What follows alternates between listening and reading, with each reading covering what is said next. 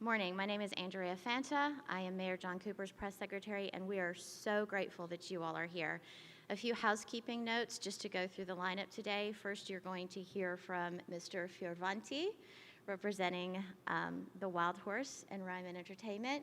We have a very special guest, Miss Betsy, who otherwise is known as the Queen of 2nd Avenue, and we're really glad to have her today. Let me go through the lineup. Sorry. So Mr. Fioravanti, you're also going to hear from the councilman from the district here, District 19, Councilman Freddie O'Connell. You'll then hear from Lucy Kemp, who is the director of Metro Planning. And then you will get to hear from the Queen of 2nd Avenue, who will introduce our mayor. And finally, Ron Gobble from the Mayor's 2nd Avenue Task Force will wrap things up.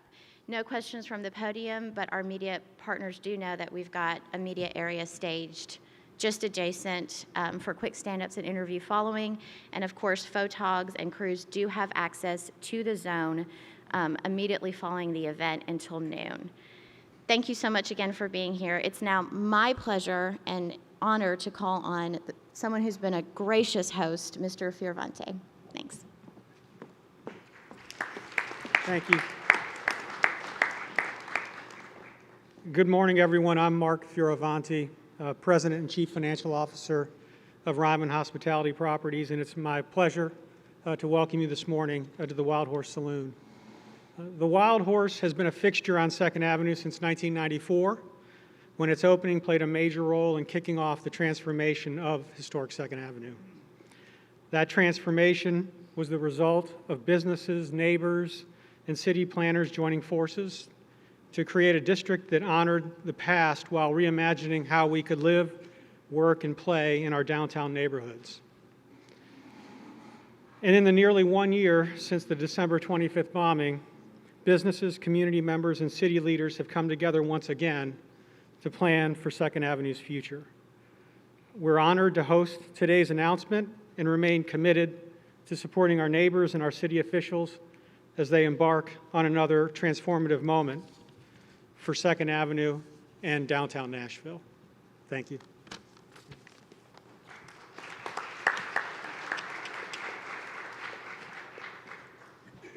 Good morning, everybody. My name is Freddie O'Connell. I represent Metro Council's District 19, where we're all sitting this morning, the home of, among many other amazing corridors, 2nd Avenue.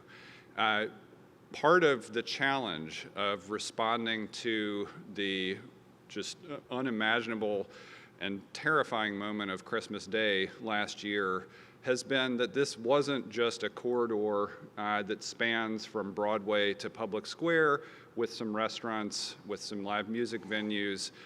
This was also many people's home, but it's historic, right? It is a River City district with amazing old buildings full of people who cherish them, many of whom suffered severe damage. I am pleased that as of last night, we have an important partnership underway with the Metro Planning Department, the Mayor's Office, Metro Historic, and I hope very soon my colleagues, that will start a process of restoring the most damaged buildings that won't require now full demolition, which is an extraordinary success. I can't say enough thanks to the Mayor's Office for their commitment to this entire process, both the preservation elements, but also what we're all here for, which is the future of 2nd Avenue. And I also want to extend my thanks to the volunteers who have been picking through materials to find bricks, to find pieces of metal that can be repurposed so that the 2nd Avenue that we know in the future still tells the story of its past. So thank you to Mayor Cooper. Thank you to everybody on this stage for the work that has gone into this. Thanks, everybody.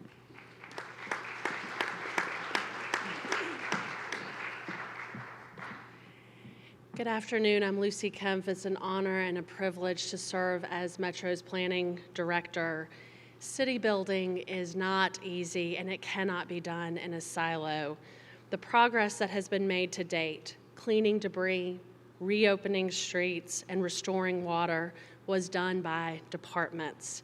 So as a Metro employee, I want to thank NDOT, Metro Water Services, Metro Codes, our Historic Commission and staff for the work that they've done in these days and weeks since the explosion. I also particularly want to thank MDHA for their partnership and work to support us as we imagined the planning and project management work necessary to meet our community's goals. The work that you have done in our city and our community has not gone unnoticed.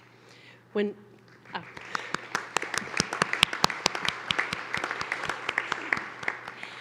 Metro Planning was pulled in late January to manage the public engagement process, Mayor Cooper made it very clear his vision for this moment: improve our streetscapes, find better ways to reconnect people to our river and our community, and most importantly, make sure that this is a community-led process.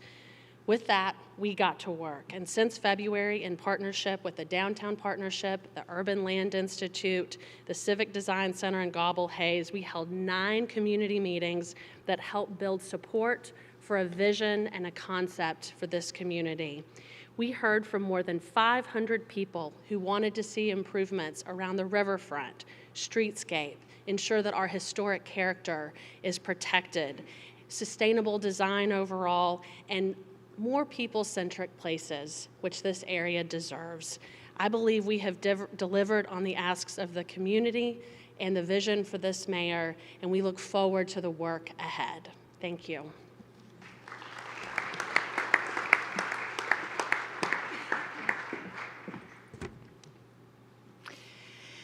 Whew, it's been a year. Wow. But the experiences of that morning and those first days remain clear. We awoke to the repeated sound of gunshots, or so we thought at the time. Next came that eerie recording of a voice warning us that the RV we could see from our apartment window across the street was going to explode. Then the countdown began, and we escaped in our pajamas with our cat. We witnessed the explosion from the safety of our car at 2nd Avenue and Broadway and knew immediately that our lives were changed. But we also knew we were blessed to be unharmed. We have clear memories of the kindnesses shown to us by our friends and family, strangers, this great community, and the city's wonderful public servants, especially those in the police and fire departments.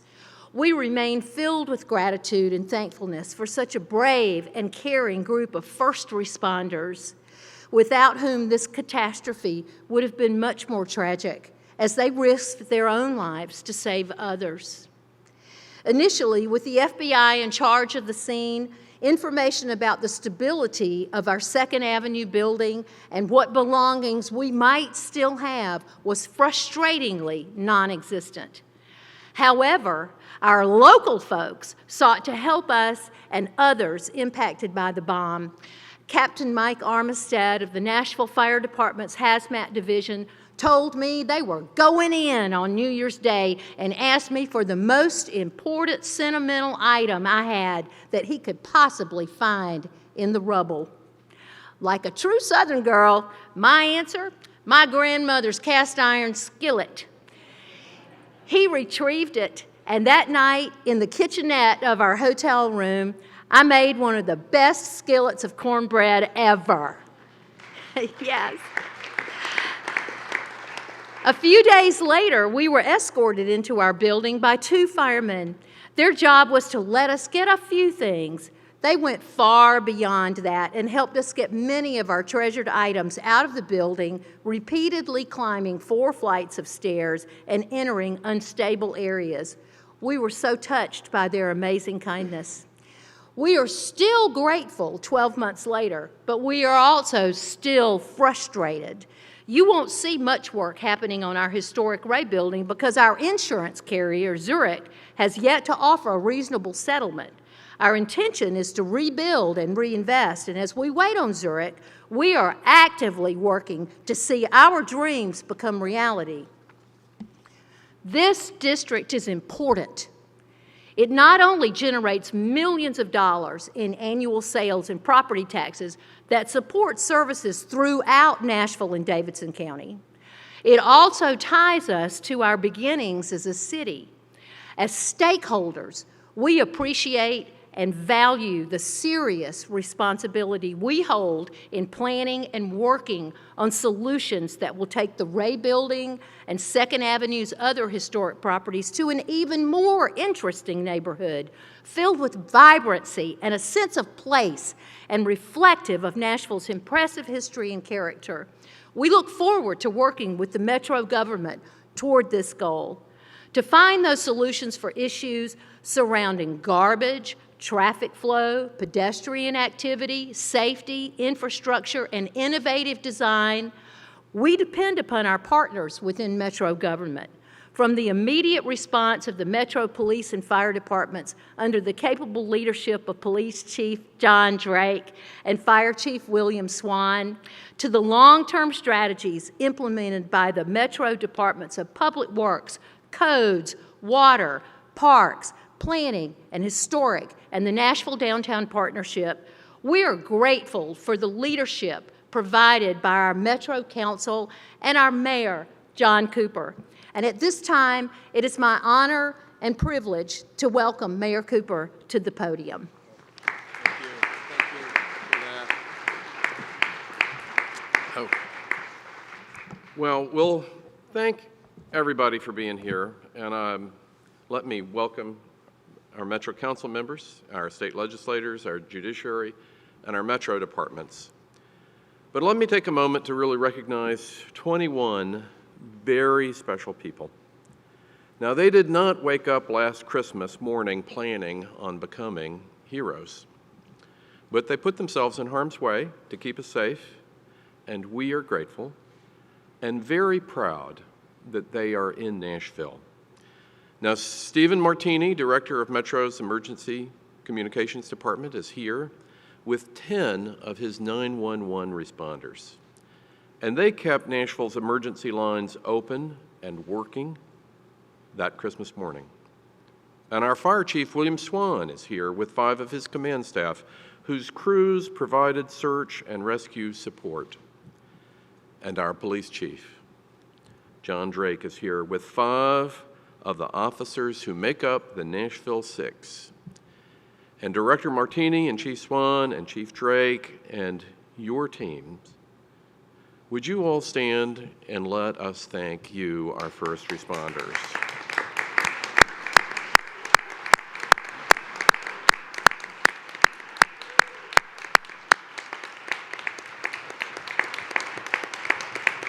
Well, it's exactly right, and we're so grateful to have you in our community. Now, last October, I presented a capital spending plan to Metro Council. It included $20 million to begin early work on our community vision for historic downtown and the rebuilding of 2nd Avenue. Now, the council approved that plan last night, and I want to thank the council for doing that, and their vote funds the first phase of this vision, which begins at Broadway and 2nd. And that's where we're going to introduce a better streetscape for all of 2nd Avenue. Wider sidewalks, more outdoor dining, public art, food kiosks, and a restored tree canopy. Now, this livable streetscape will serve visitors and about 78,000 downtown employees. But most of all, it's going to serve families who live here. The Downtown Partnership tells me that that's about 15,000 neighbors. And yes, 4,600 dogs. Now, further up is the AT&T building, and it covers about a block with a facade 9 stories tall. Now, that's a significant property to activate, to energize in a historic urban space. And that's why I'm especially grateful to 4 architects here today: Kim Hinton, Cyril Stewart, Ron Lustig, Gina Emanuel, who worked with AT&T on a creative solution for the new facade. And their artistic concept is based on Market Street 2 by Phil Ponder, whose work we all love. And Mr. Ponder is here, if he would stand up and take a bow with these architects. And Joelle Phillips, AT&T's president, is seated next to him. If she would stand also, because I've got a powerful next sentence here. AT&T is fully funding this artistic project, and for that we are just very grateful. Thank you, Joelle. Now, across the street from AT&T, the Callan family, owners of the 4 hardest-hit properties on 2nd Avenue, they worked with Metro Planning and the Urban Land Institute on a vision that now includes a passageway to 1st Avenue. Now, we can make 1st Avenue a front porch for our river and better reconnect downtown to the Cumberland. And that's going to set the stage for phase 2 of our work, activating an extraordinary riverfront. Now, 2 other projects were funded in the plan the council just approved last night, and they're additive to our work downtown, and they're going to help us create a remarkable riverfront park system.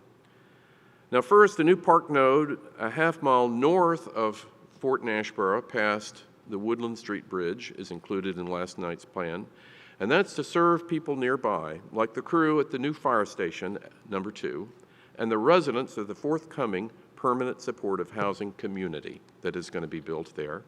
And about a mile south of Fort Nashboro, past KVV Boulevard, there's going to be the creation of a sizable park in the urban core, which really has just not had the right amount of green space for a great city. And that new urban park is going to allow for a trailhead below Rolling Mill Hill to connect our West Bank River Trail. Now, in the coming weeks, you're going to hear more about how we will connect the West Bank to the East Bank and about our opportunity there to build Nashville's next great neighborhood.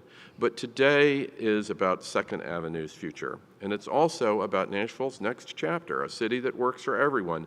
And generations from now, we want our grandchildren and their children to look at what we created, in part what we're creating today, and say, well done. That's a destination we can only reach, all of us, working together. So let me end by saying thank you to everyone that participated so far. We'll need more in this phase 1 of fixing 2nd Avenue and embracing our great future. And let me say thank you to all of you for being a voice in and part of Nashville's great future. Thank you.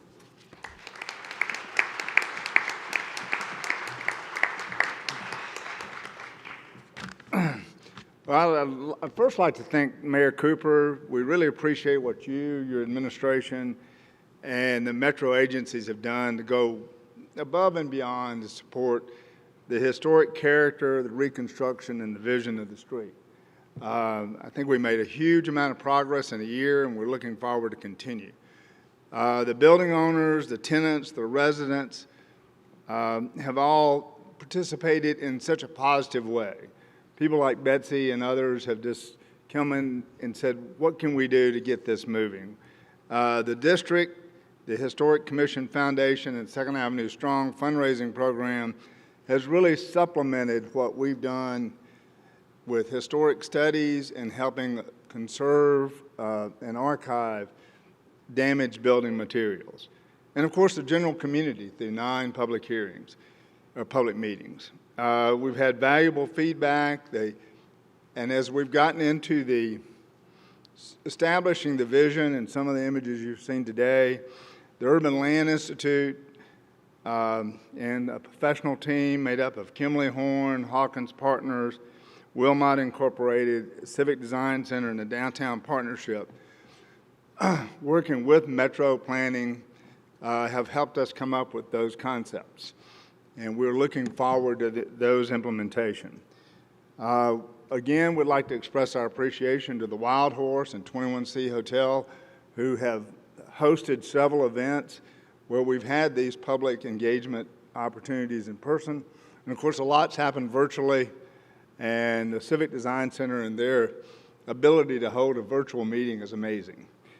You know, I can say as an architect who's had an office downtown for 40 years, lived downtown for 20 years, and lived on 2nd Avenue for 4 years, that this is really going to be one of those transformative times where we have a chance to really